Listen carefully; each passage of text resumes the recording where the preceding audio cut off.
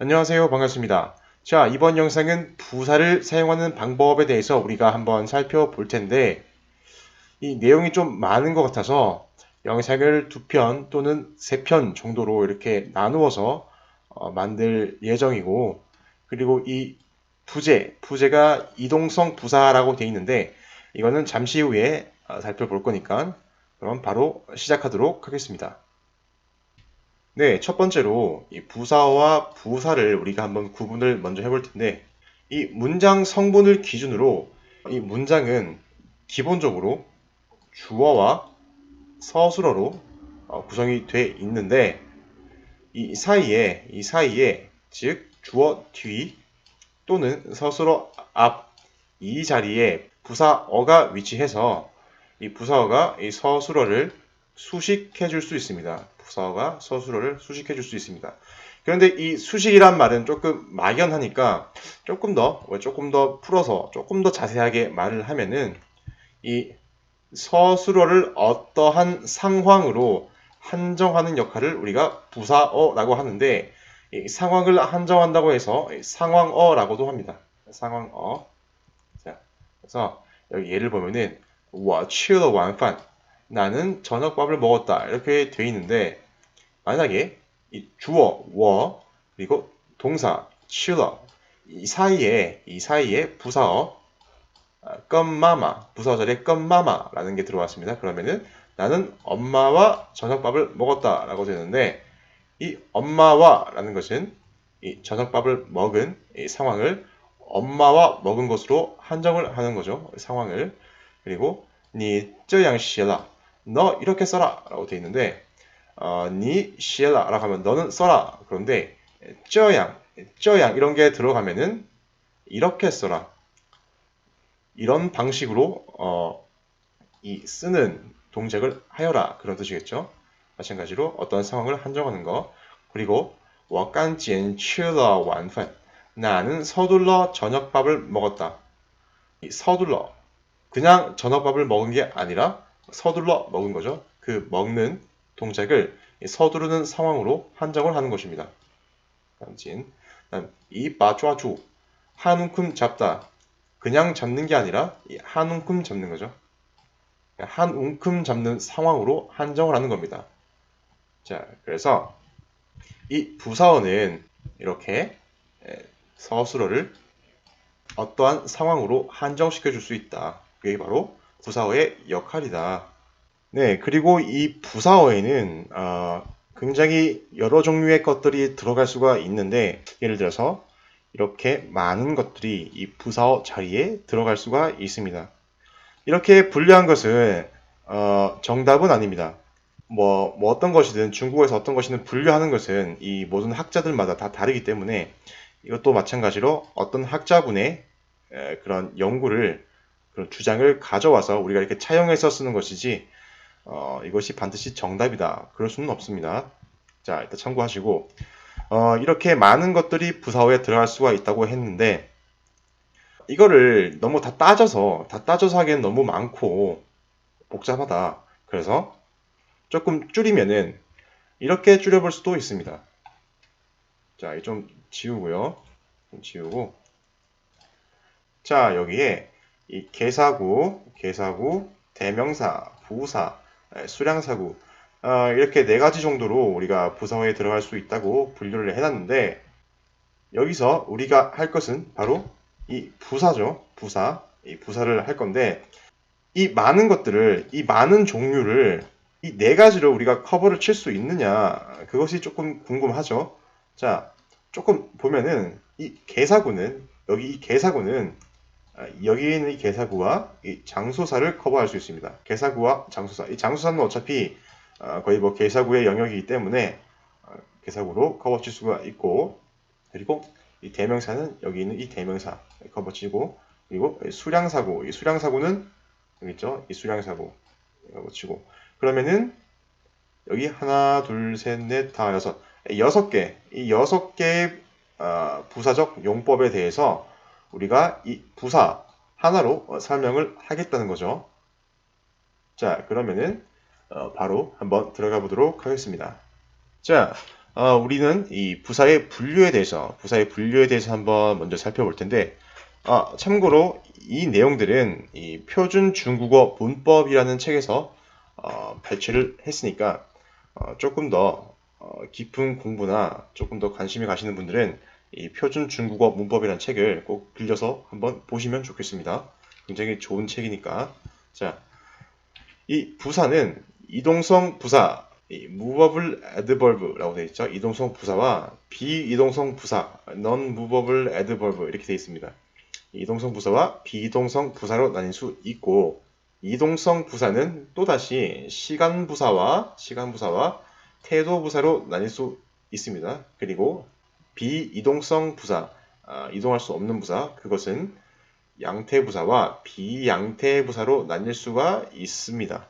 자, 이 이동성 부사라는 것은 무엇이 이동 가능하냐? 이런 겁니다. 우리가 문장에는 보통 주어와 서술어가 기본 어순인데, 이 부사가 부사어 자리, 원래 이 부사어 자리에 올 수도 있고, 또는 문두라고 하면은 문장 맨 앞이란 뜻입니다. 문두, 문장의 머리란 뜻이죠. 이 문두에 올 수도 있다는 겁니다. 여기 올 수도 있고 여기 올 수도 있습니다. 그래서 이동성 부사입니다. 자, 반대로 비이동성 부사는 반드시 이 주어와 서술어 사이, 주어 뒤, 서술어 앞에 이 부사어 자리에 부사가 항상 위치해야 한다는 것입니다. 그래서 비이동성 부사라고 이름을 지었습니다.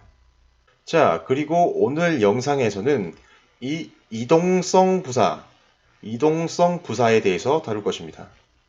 자, 이제 이동성 부사에 대해서 좀 자세하게 살펴볼 텐데, 이동성 부사라는 것은 이 부사가 부사어 자리뿐만 아니라 문두에도 올 수 있다. 여기도 올 수 있고 여기도 올 수 있다. 그래서 이동성 부사라는 거죠. 자, 이동성 부사는 두 가지로 나뉠 수 있는데, 하나는 시간부사, time adverb, 즉 시간부사라는 것은 사건이 일어나는 시간 또는 이 사건이 일어나는 동안을 나타내는 부사입니다. 예를 들어서 이런 것들이 있습니다. 어제를 뜻하는 昨天, 오늘, 今天, 내일, 明天, 잠시, 暂时 이런 것도 있고, 장시간, 长时间 이런 것도 있고, 一会儿, 많이 쓰는 一会儿, 一点钟, 刚才, 现在. 이 깡차이도 시간부사. 자, 이런 것들이 있습니다. 이런 것들이 시간부사인데, 이것들을 한번 사용하는 예를 한번 보겠습니다. 여기, 我今天不舒服. 不舒服는 몸이 편하지 않다, 몸이 편치 않다, 몸이 불편하다, 그런 뜻이겠죠. 我今天不舒服. 나는 오늘 몸이 편치 않다. 자, 여기는 今天이 바로 여기 부사어 자리에 있습니다. 今天이 부사어 자리에 있습니다. 자, 그런데 이 문장은 今天我不舒服. 今天이 문두에 있습니다. 문장 맨 앞에 문두에 있습니다. 자, 시간부사는 우리 예시에서 본 것처럼 부사어 자리에 위치할 수도 있고 문장 맨 앞에 위치할 수도 있다. 그래서 이것은 이동성 부사다. 시간부사는 이동성 부사다. 자, 그렇다면은 이 시간부사가 이 부사어 자리와 문두에 올 때 어떤 차이가 있을까? 사실 의미적으로는 크게 차이는 없지만 상황으로는 조금 차이가 있을 수는 있습니다. 자, 예를 들어서 철수가 영희야 수업 끝나고 놀러 가자 라고 했는데 영희가 미안 나 오늘 몸이 편치 않아. 자, 이렇게 말할 때 그대로 我今天不舒服. 나 오늘 편치 않아. 이렇게 말하는 거죠. 자, 그런데 영희야 오늘 컨디션 어때? 라고 말했을 때 영희가 오늘은 난 몸이 편치 않아. 今天我不舒服. 이렇게 대답할 수가 있다는 거죠. 자, 이 문장을 우리가 조금 뜯어보면은 자, 이렇게 뜯을 수 있는 거죠. 今天이 바로 화제, 토픽이 되는 거고 我不舒服 이것은 바로 이 화제에 대한 진술이 되는 거죠. 즉, 이 今天은 바로 명사가 된다는 거죠. 이 今天은 명사라는 거죠. 이 화제 진술에 대한 것은 제가 위쪽에 링크 걸어 놓을 테니까 한번 참고해 주시면 좋겠습니다. 이 시간 부사가 화제로 와서 진수를 받을 수 있으면은 결국에는 시간 부사는 명사가 될 수 있는 거죠. 그래서 이 시간 부사는 시간 명사라고 할 수가 있는 겁니다. 자, 이 시간 부사가 명사의 성질을 가지고 있으니까 당연히 개사와도 같이 조합이 될 수 있겠죠. 그래서 개사와 조합이 돼서 개사구도 이룰 수 있는 겁니다. 예를 들면 从昨天 어제부터 到明天 내일까지 이런 거 여기 개사와 같이 합쳐졌죠. 개사와 같이 써서 개사구를 이루고 있습니다. 자, 두 번째, 이런 것도 가능하겠죠. 명사의 성질을 가졌으니까, 명사라고 볼 수 있으니까, 마찬가지로 이 관용어로 쓰여서 명사를 수식해 줄 수 있는 거죠. 예를 들어서, 昨天的事件, 어제의 사건, 이런 식으로 이 더를 붙여서 이 관용어로 쓰일 수 있다는 거죠. 长时间的谈判, 이것은 협상이라는 뜻입니다. 단판, 협상이라는 뜻인데 장시간의 협상 이렇게 쓸 수 있는 거죠. 그다음 刚才的情况, 刚才的情况, 방금 전의 상황 이런 식으로도 쓸 수 있는 거죠. 이 시간 부사는 이 더와 합쳐져서 이런 식으로 관용어로 쓰여질 수도 있다는 거죠. 왜냐하면 명사의 성질을 가지고 있으니까. 자, 그래서 이 시간 부사는 명사이지만 부사로도 쓰인다. 그냥 이렇게 알아두시면 좋을 것 같습니다. 시간 부사는 명사이지만 부사로도 쓰인다. 그리고 그 부사를 쓰는 방법은 그냥 우리말 어순에 부합하도록 쓰면 된다. 자, 예를 들어서 잠깐 동안은 내가 버티고 있을게 라는 문장이 있는데 이 잠깐 동안이라는 것은 2会이라고 할 수가 있습니다. 2会. 그러니까 2会. 그 다음 내가 버티고 있을게. 我要去枪吧. 이런 식으로 잠깐 동안 내가 버티고 있을게. 마찬가지로 잠깐 동안 내가 버티고 있을게. 우리말 어순과 부합하죠.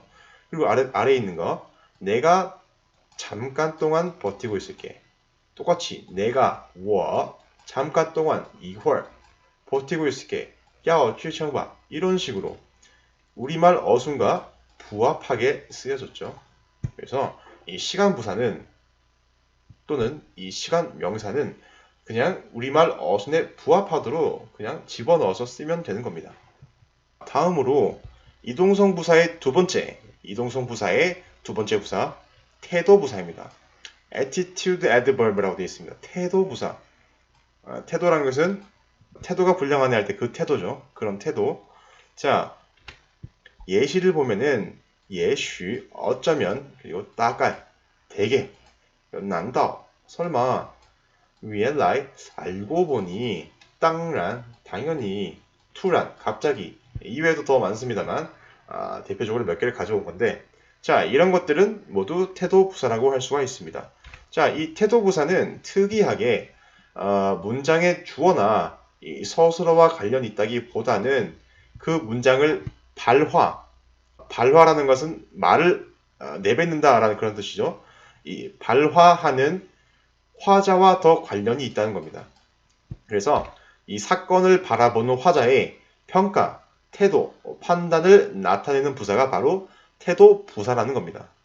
기본적으로 부사는 문장에서 주어가 있으면은 이 주어가 어떤 동작을 행할 때 그 동작을 어떤 상황으로 제한시키는 역할을 이 부사가 하는데 이 태도 부사라는 것은 특이하게도 그런 문장과 관련이 있는 게 아니라 이 사건을 바라보는 화자의 평가, 태도, 판단과 관련이 있다는 겁니다. 자, 예를 들어서 他也许忘了 그는 어쩌면 잊었을지 모른다.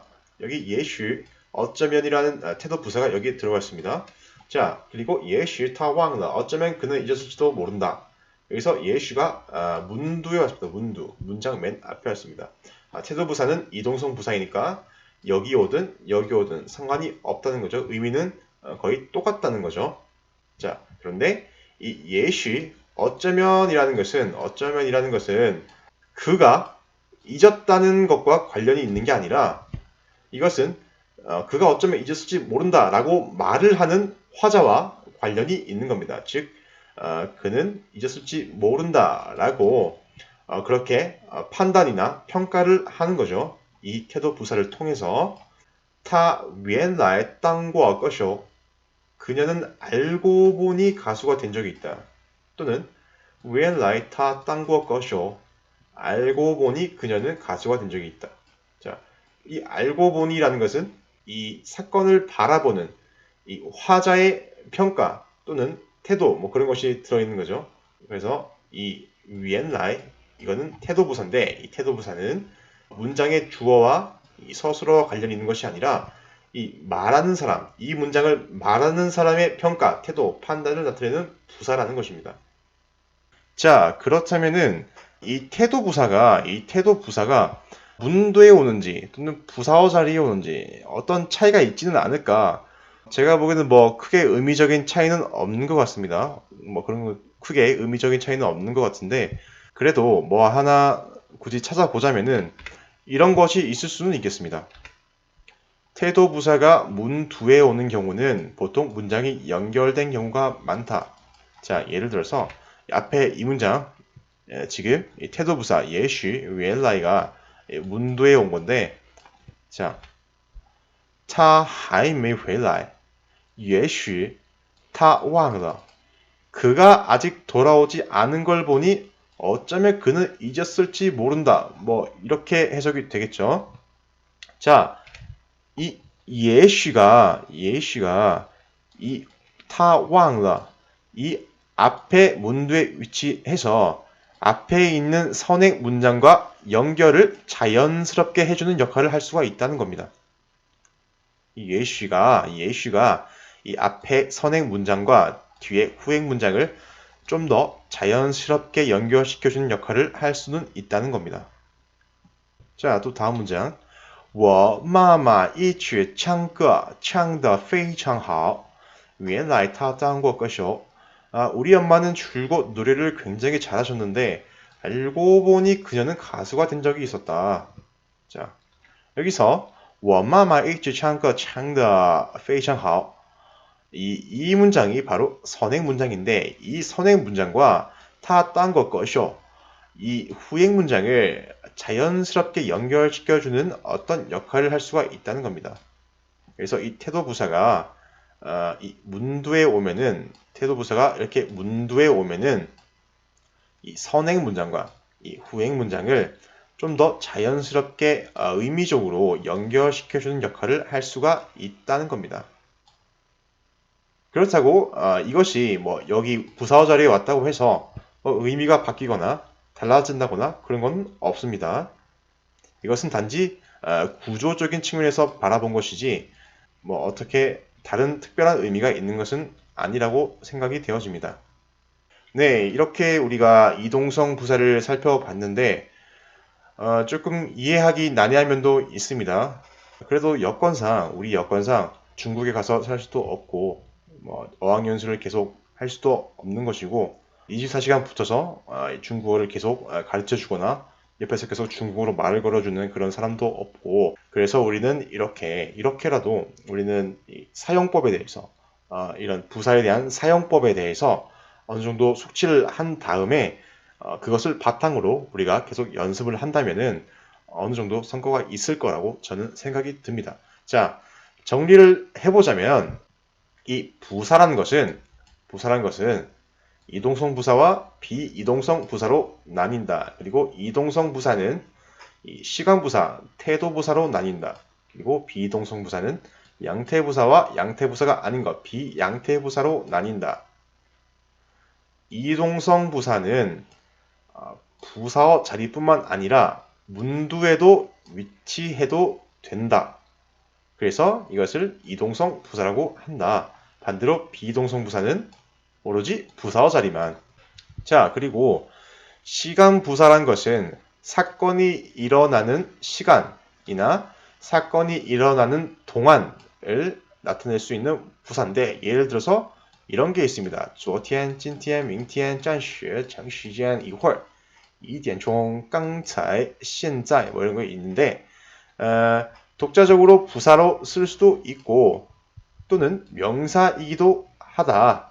그래서 명사이기도 하니까 개사구로도 쓸 수 있고 관형어구로도 쓸 수가 있다.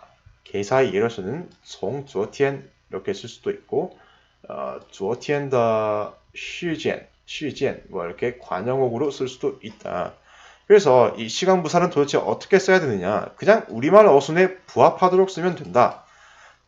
즉, 잠깐 동안은 내가 버티고 있을게 라고 만약에 한다면은 이 잠깐 동안 2월 그다음 내가 버티고 있을게 我要支撑吧我要支撑吧 2월 잠깐 동안 我要支撑吧 내가 버티고 있을게 또는 내가 잠깐 동안 버티고 있을게 그대로 내가 我 잠깐 동안 2월 버티고 있을게 要支撑吧 이런 식으로 우리말 어순에 부합하도록 쓰면 된다. 자, 두 번째 태도부사. 이 태도부사는 사건을 바라보는 화자의 평가, 태도, 판단을 나타내는 부사다. 사건을 바라보는 화자의 평가, 화자의 태도, 화자의 판단을 나타내는 부사다. 예를 들어서 어떤 게 있냐면은 예시, 어쩌면, 뭐大概, 되게, 난다, 설마, 原来, 알고 보니, 当然, 당연히, 突然, 갑자기 이런 것도 있는데 예시는 훨씬 더 많으니까 그것들은 뭐 구글이나 네이버나 한번 검색해 보면은 많은 예시가 나올 거니까 한번 직접 찾아보시면 좋을 것 같고 이 태도부사는 이동성 부사니까 당연히 부사어 자리뿐만 아니라 문두에 위치해도 된다. 이동성 부사니까. 그런데 이 태도부사가 부사어 자리에 있든 문두에 있든 문장의 의미는 크게 바뀌지 않는 듯하다. 그런데 뭐 굳이 앞에 오냐, 문두에 오냐, 부사어 자리에 오냐, 뭐 굳이 차이점을 두자면은 이 태도부사가 문두에 오는 경우는 보통 문장이 연결되는 경우가 많다. 예를 들어서 他还没回来也许他忘了 이 他还没回来 그가 아직 돌아오지 않았다. 이 문장, 이 선행 문장을 他忘了 이 후행 문장과 의미적으로 부드럽게 좀 더 부드럽게 연결해주는 역할을 이 태도부사 也许가 한다는 것입니다. 그래서 他还没回来也许他忘了 그가 아직 돌아오지 않는 걸 보니 어쩌면 그는 잊었을지 모른다. 이렇게 앞의 문장과 뒤의 문장을 부드럽게 의미적으로 이어주는 역할을 이 태도부사가 할 수가 있다는 것입니다. 네, 여기까지 보시느라 굉장히 고생 많으셨고 다음 영상에서는 아까 하지 못했던 비이동성 부사에 대해서 살펴볼 거니까 많은 관심 부탁드리면서 저는 여기서 물러나도록 하겠습니다. 시청해주셔서 감사합니다.